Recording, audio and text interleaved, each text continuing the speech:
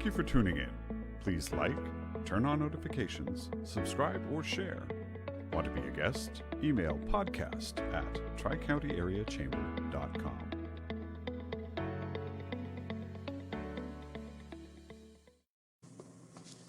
Good afternoon, everyone, and welcome to Chamber Chat Live. You will see up on our screen our 2021 Mission and Vision Partners, what we are calling our MVPs. They are up on the beginning of every show. They are special companies to us. Many of them have been special to us for a number of years, and they are helping us really get through the next 6 months and put together the programming that will help our members and help our local businesses as we come out of the pandemic, and we've got a lot of growing and supporting to do, and with these 16 companies, we'll be able to do that. And I want to, for my President's Desk message today, I actually want to talk about those 16 companies. Quite a few of them, actually the majority of them, are represented by the Chamber's Board of Directors, and I just want to take a moment today to thank that group of people. The last year has been difficult for everyone, and the Chamber is included in that. We've had some adjustments that we have had to make, and this group, the Board of Directors, has been very supportive of myself and the staff during this last year. And I just want to take that time to thank them for helping us get through, talking through situations, helping us make decisions on behalf of the organization. And without their support, their commitment to this organization, we wouldn't be where we are today. So that includes financially as MVPs. They have all stepped up and are really, again, supporting this organization however they can.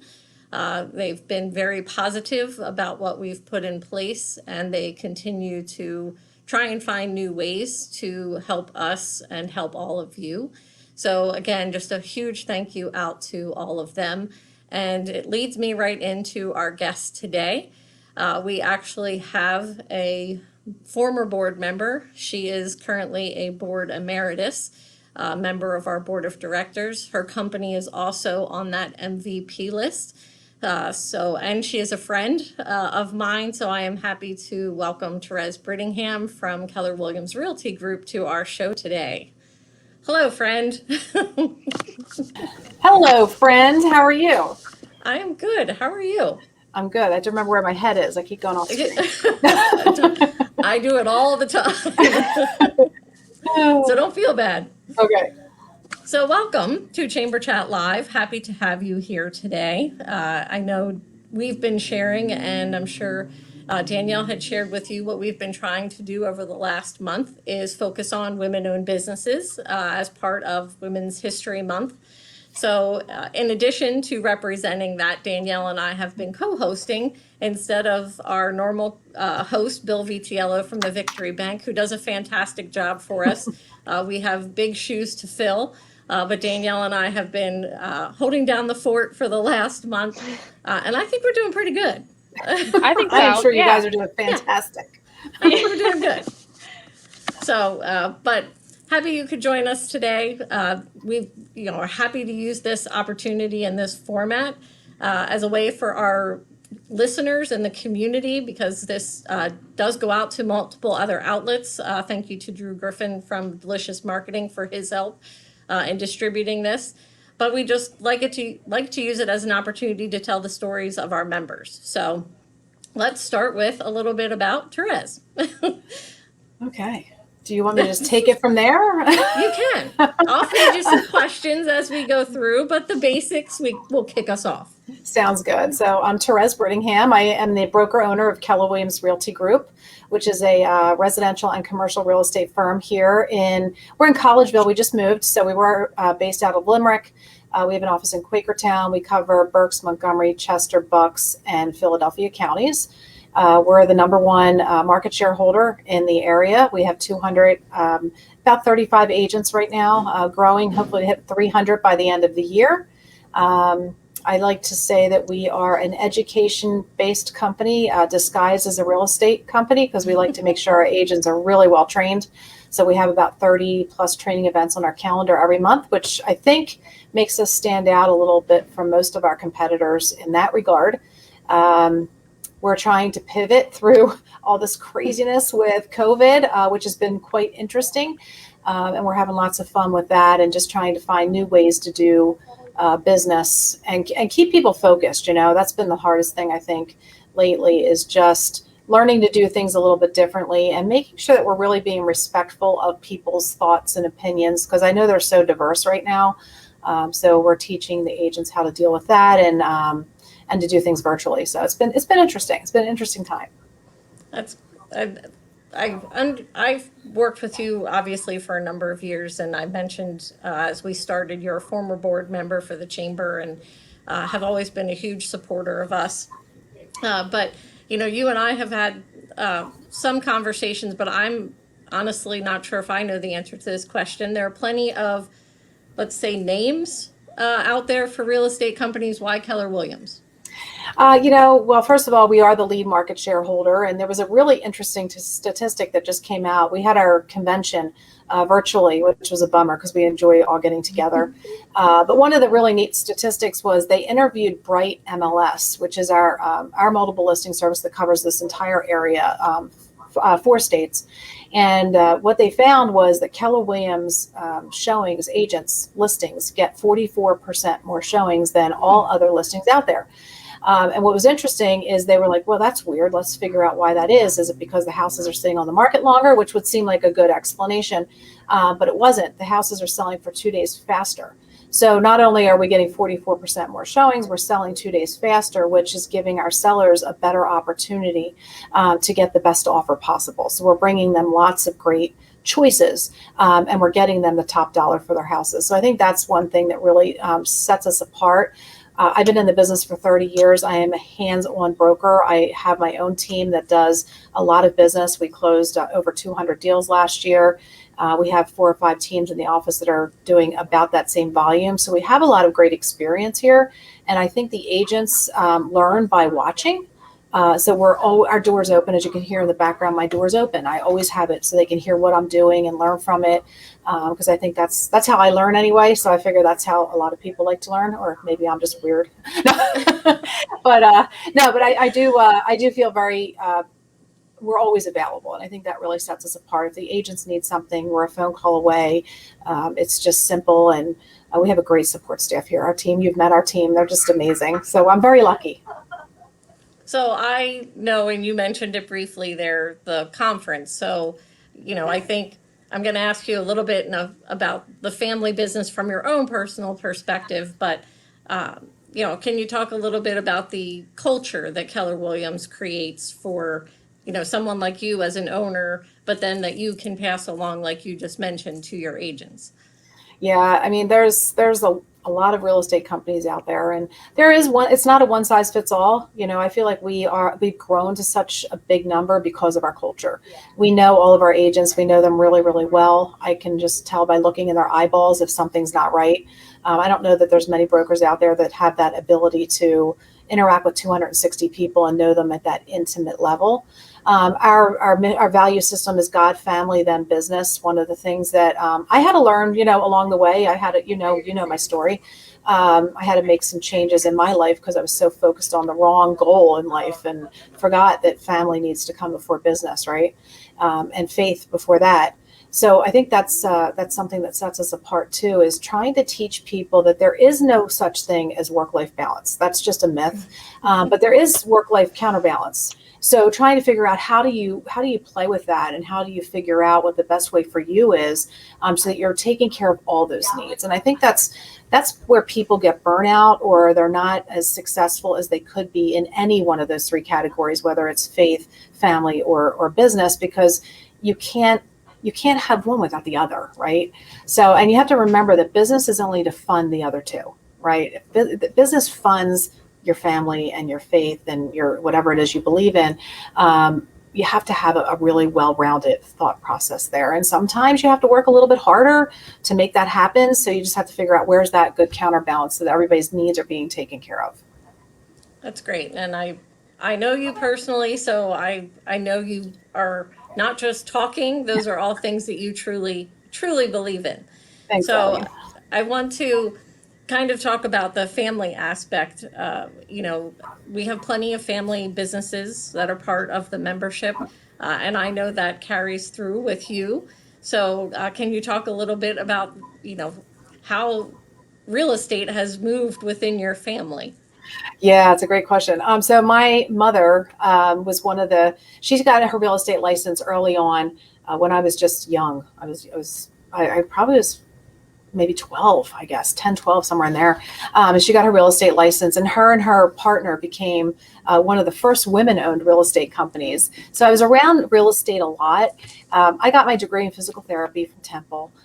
Started dabbling around in that, worked for Dr. Makewitz years ago in the aquatic therapy program. So I was seeing 80 patients a day. And I'm pretty personable. I like to talk to people and find out what they're doing. And it was funny, real estate always came up. So I don't know if it was me directing it that way or if people just talk about real estate all the time. So I was giving her lots of leads. And she's like, why don't you get your license and just, do it on the weekends? I don't want you getting into it. It's a tough business, lots of hours, blah, blah, blah.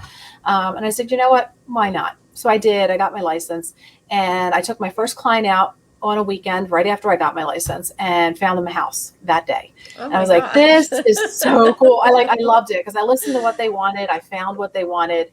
We put an offer in on it. They got it. It was like $18,000. It was like, it was way back when. But I was so excited. I was like, this is so cool. I helped them find what they wanted for their family. And I fell in love. I fell in love with it. I left physical therapy not long after that. And just really jumped right into real estate. I think it was my true calling and passion because I was very, very successful at it, but it never felt like a job, and it still doesn't. It still does not feel like a job to me. It's an adventure, and it's fun every single day. So so that's kind of how I got into it.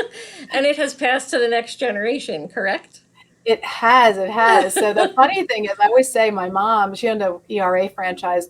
She was my hardest recruit ever. Like, I was recruiting her for years. So I'm like, Mom, come on, this is not good. You need to come work with me. So she's here now. And my son, Daniel, is on my team. So he's working with me. My sister is obviously one of our larger teams here at the office. And my nephew, Brett, is taking care of our technology. So it's been really great. First of all, being around family, getting to know them on a different level. And, I see a lot of families that kind of, it's so busy, you don't get a chance to see everybody. I don't have that. I get to see my family a lot. And I don't know, they're just part of the inner workings of the office, and they have the same values and thoughts. So it all works out really, really well. And I think Brett took the leadership course. He did. Yeah, at the chamber. And he did, I'll tell you, he's a rock star. He did so well with that. His leadership skills really grew, and he came out of that program so much more mature and a grown up. I don't know how else to explain it except that he just really grew in that program. So I want to thank you for that. Well, no, we thank you for your support of it. We do get very positive feedback from the program. So, I'm glad that continues, and that he didn't have an experience that we didn't or wouldn't expect him to have.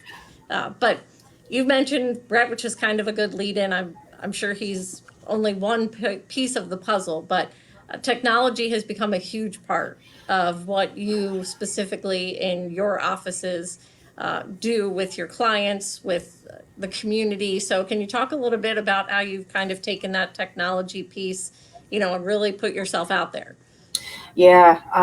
For me, it's this weird, I feel like I was born in this weird period of time, like I went through high school and we were still doing typing and faxing and, all that stuff.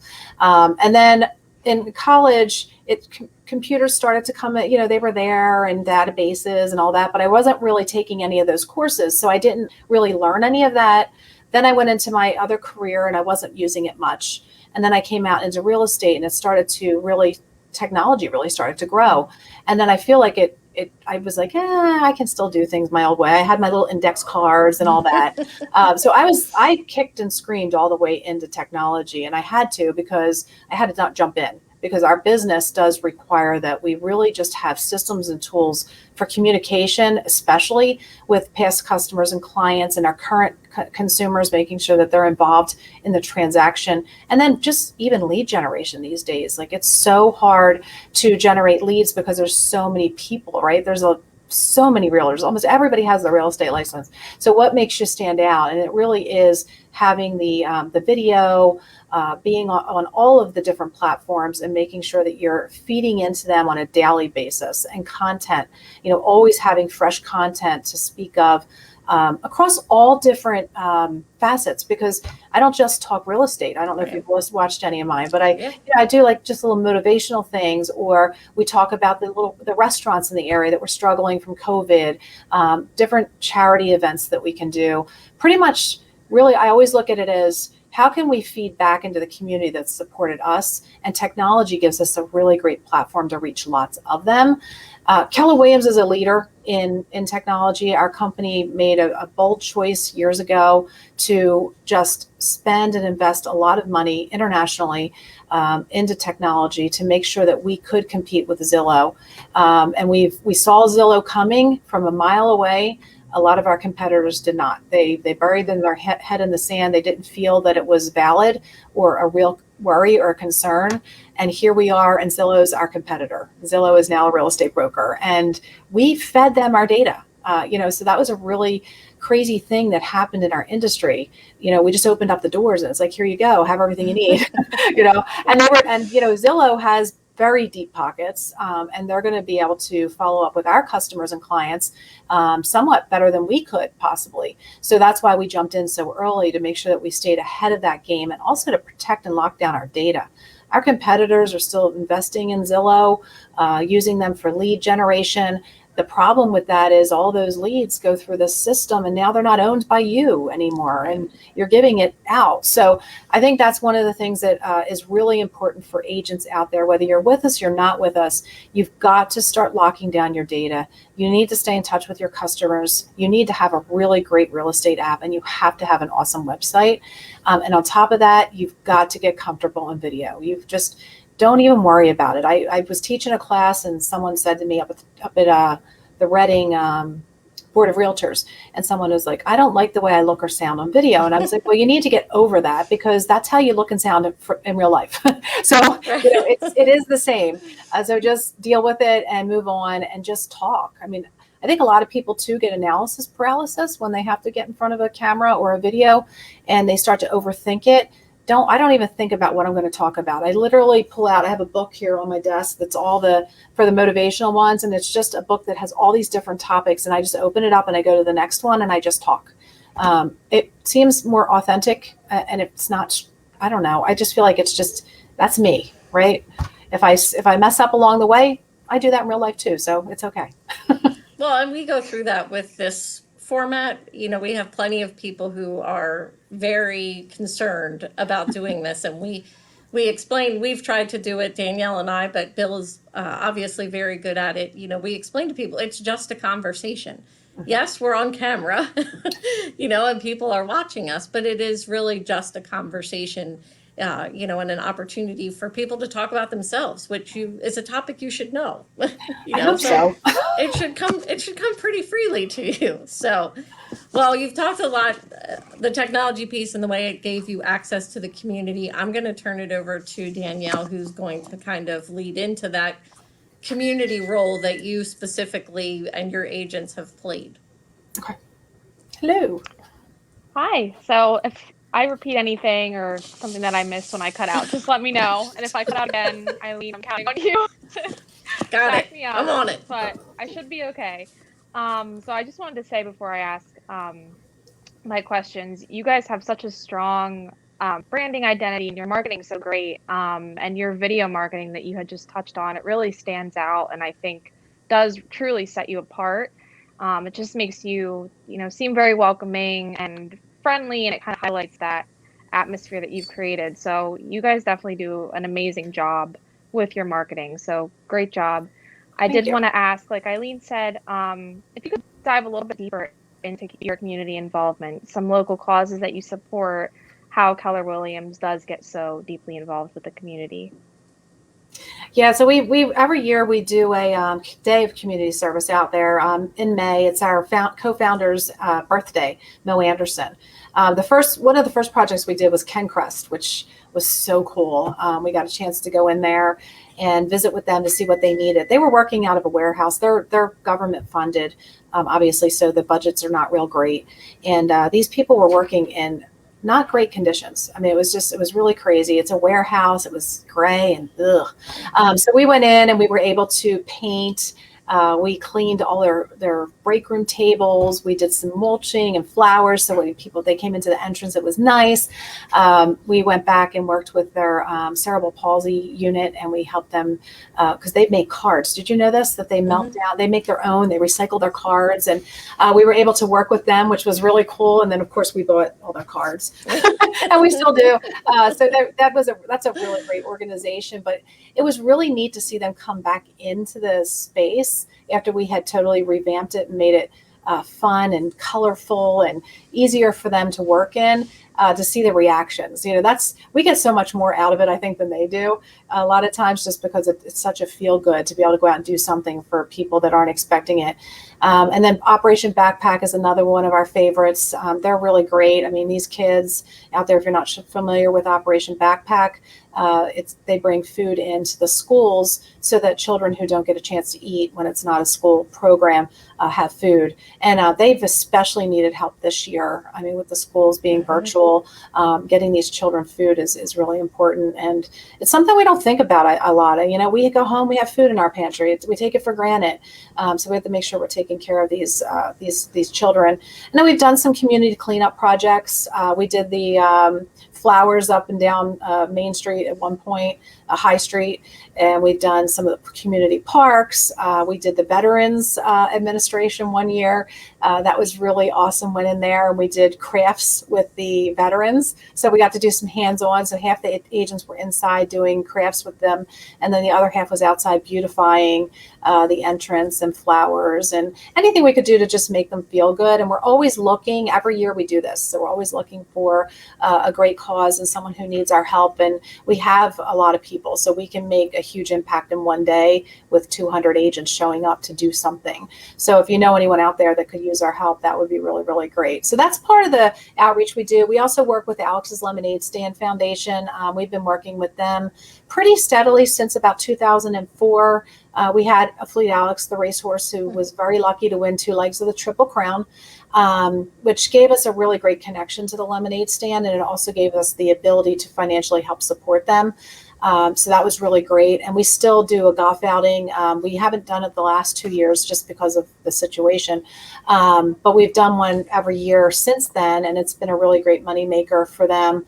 And we go to their lemon ball and, all that fun stuff with them. They bring as much awareness as we can to Alex's Lemonade Stand. I mean, pediatric cancer touches so many people's lives. And it's funny, even though it's been around for so long and people don't know, sometimes, or I guess you get caught up in that. Could you even imagine that horrific thought of your child having cancer?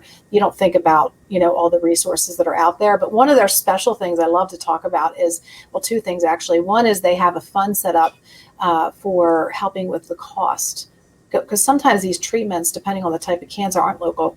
So how do you get there? Both parents sometimes have to stop working, or at least one does, and then their finances are cut in half, and it's a very financially demanding thing. So it's helping as much as they can. So that's a really neat, the travel fund.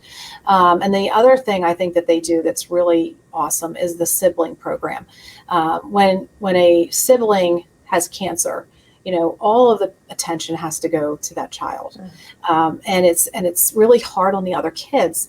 And the hardest part for the other kids is that they start to feel guilty because they're angry, they're not getting attention. So when you get in their head and you start thinking about that, they need people to talk to and they need a support system. So that's something that Alex's Lemonade Stand put into place. And they have a really great siblings program. So these kids get to talk to other kids. And, it's also some counseling for the parents to say, hey, listen, I know, here's where your tension is, but just do these little things. They help, or bring them in on the conversation. Just different things that we can do to make sure that these kids are being taken care of. So we love that. If you can tell, I'm pretty passionate about Alex's Lemonade Stand. And then, we do a lot for our agents. We've had, unfortunately, we've had lots of, tragic things happen and, jumping to take care of their families. Over COVID, we did pizzas to all the agents, and we invited all the first responders in, and we literally had a train of people going around the office grabbing pizzas. We gave out I think it was 600 pizzas that day. Oh. I know, it was crazy. And then at Christmas, just doing the handing out of cookies and having Santa Claus outside with a mask on. But, the kids weren't able to go see Santa Claus. So you're just trying to be, I don't know, just be a human being and think about what it is people are going through is I think what a lot of people forget to do. So true. That's awesome. You guys are definitely have a very hands-on approach when it comes to the community service aspect, actually getting your team out there and, helping Ken Crest with that project. And that's awesome what you guys do. And like you said, just remembering that we're all human beings. And I think it means a lot when, your employer and your team puts that first. And, you're not just your job title, you are a person, and we all go through things. So it's really great and meaningful that you take that approach. Thanks. Well, and I just want to, we're coming up on the end, but, touching on the human being side of things, I personally want to thank you. You've been a huge supporter, not only of this organization, but of me personally. Those people who know the Chamber's history, know you and I have quite the history, and we went through some tough times there, and yeah, we came out pretty good. So I personally thank you. I would not be sitting literally in the chair I am sitting in without your support. You were at the helm when we made the choice, to put me in the president's seat. So I cannot thank you enough for your support of me and your confidence in me to see this organization through. And here we are 11 years later. So knock on wood. I can't believe it's been 11 years. Oh my gosh, 11 years. I know. Isn't that crazy? I know. It's but you insane. know what? You were the right person. Absolutely the right person. Oh, well, thank you. I wasn't. Thank you for that. So any parting words? How can people connect with Keller Williams? How's the best way to find you, your agents? Let us know how they can do that. So our website's up on the screen, but you could call the office at 610-792-5900. I will leave you with this parting word. The real estate market right now is crazy. It's something I have not seen in my 30 years of business. There is a lack of inventory. And I know that one of the reasons is that sellers are fearful of putting their home on the market because they don't think they're going to find something. I need them not to think that way. Call me. I'll walk you through why you should not feel that way. We can put clauses in your contract to protect you, but we need to do something to even out this market. We've got to get some inventory out there. We've got to get these buyers in while these interest rates are low.